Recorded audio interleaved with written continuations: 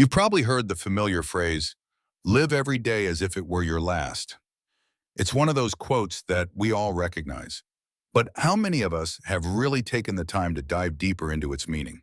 Sure, it sounds simple, almost cliche, but the more you think about it, the more powerful it becomes. In this world we live in today, a world of constant distraction, ever-increasing responsibilities, and endless noise, we often lose sight of what it truly means to live a life with intention. We wake up each morning, rush through our daily routines, and look back at the day thinking, where did the time go? Our lives have become a blur, a series of tasks to check off, emails to respond to, meetings to attend. We move through our days with the pressure of deadlines, the worry of making others happy, and the constant pull to achieve more, do more, be more. And yet, we rarely stop to think about one simple truth. We are all living on borrowed time. Life is fleeting, and each moment that passes is one that we will never get back. We all know it deep down, but how often do we really think about it? Do we let it guide our choices, our actions, our priorities? The Stoic philosophers, Marcus Aurelius, Seneca, Epictetus, offered a profound way of living with this truth in mind. They didn't fear death, they embraced it. They didn't live in dread of what could happen, but in the awareness that their time was limited, and that awareness is what empowered them to live more fully, more meaningfully. Marcus Aurelius said, "You could leave life right now. Let that determine what you do and say and think." Think about that for a moment. Let that determine what you do. What if every single action you took, every word you spoke, every thought you entertained was informed by the knowledge that life is fragile and fleeting? What would that change? Would you hold on to anger? Would you waste time on trivial things? Would you leave things unsaid or unaddressed?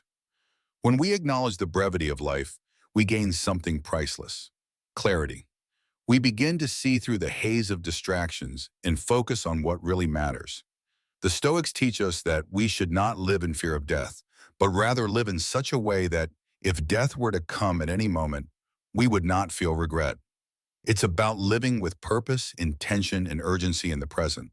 The truth is, every day could be our last, and instead of living in constant fear or avoidance of that fact, we should embrace it. We should act as though we're aware of the preciousness of each moment, not waiting for the perfect time to take action or show our love or pursue our dreams. What would it look like to live with that level of awareness? It would mean making conscious decisions. It would mean not letting the busyness of life drown out the things that truly matter. It would mean not postponing the things that bring us joy, peace, or fulfillment. Life isn't a rehearsal, and there is no perfect moment to start living fully. We have today, and today is enough. It always has been. In today's society, we are constantly fed the idea that more equals better. We equate success with accumulation. More possessions, more accomplishments, more praise, more recognition. Bigger houses, faster cars, fancier gadgets. These are the things we think will bring us happiness, fulfillment, and peace. But is that really true? When was the last time you sat down and asked yourself, do I really need all these things? Do all of these external markers of success actually make me happier? Or do they just take up space, physically, mentally, and emotionally? We live in a culture that pushes us to buy, to consume, to constantly strive for more. But at what cost? The truth is, we end up losing ourselves in the process. We become slaves to our possessions, constantly maintaining, organizing, upgrading, and adding. We lose sight of what matters, and we end up feeling more burdened than liberated. The Stoics knew this long before the age of consumerism. Seneca, one of the great Stoic philosophers, said, "Wealth consists not in having great possessions, but in having few wants."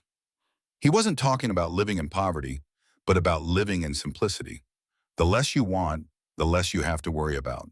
The less you accumulate, the more space you create in your life for the things that truly bring you peace and fulfillment. When we start simplifying our lives, whether by decluttering our homes, reducing our responsibilities, or letting go of unnecessary emotional baggage, we begin to experience a form of freedom. This freedom isn't about having less. It's about needing less. It's the freedom that comes with not being weighed down by the endless chase for more. It's the freedom that comes with realizing that happiness doesn't come from what we own, but from what we do with the time we have and how we choose to live. And this freedom isn't just physical, it's mental, it's emotional. Imagine walking into your home and feeling light instead of overwhelmed. Imagine feeling calm instead of stressed. Imagine your mind being clear because you're not constantly thinking about what you need to buy, what you need to do, or who you need to impress. The Stoics understood this. True peace comes from simplifying our lives, from shedding what is unnecessary and focusing on what is truly essential. They weren't just asking us to live without luxuries, they were asking us to live with focus. Focus on what brings you growth, on what builds your character, on what nurtures your relationships. When we choose simplicity, we choose freedom. And that freedom is the key to living a more meaningful, fulfilling life. One of the most valuable lessons Stoicism teaches us is how to differentiate between what we can control and what we cannot. This may seem like a simple distinction, but in reality, it's one of the most profound shifts you can make in your life. Think about it for a moment. How much of your daily stress comes from trying to control things that are entirely outside your influence? You can't control the traffic, the weather, or what other people do. You can't change the past, and you can't predict the future. But what you can control is how you respond to those things. That's where your true power lies. Marcus Aurelius once wrote, "Focus on what you can control, your thoughts, your actions, your emotions, and let the rest go." In this one simple piece of advice, Marcus Aurelius encapsulates the essence of Stoic philosophy. It's about taking ownership of your life, your actions, and your mindset. It's about accepting the things you cannot change and releasing the grip on them so you can focus on what truly matters. How you choose to respond, how you choose to act, and how you choose to be. When you stop trying to control the uncontrollable, you free yourself. You stop wasting energy on things that won't change and you focus that energy on what you can influence. Your thoughts, your actions, your growth. Think about the last time you spent hours or days worrying about something that was out of your hands. Did it help? Did it change anything? Probably not. But when you learn to let go of what you cannot control, you free up emotional space and mental clarity. This is where true peace begins. The Stoics weren't saying that life is easy or that we shouldn't care about anything. They were saying that you get to choose how to engage with life. You don't need to control everything around you to have a fulfilling life. In fact, it's in not trying to control everything that you find the freedom to live fully.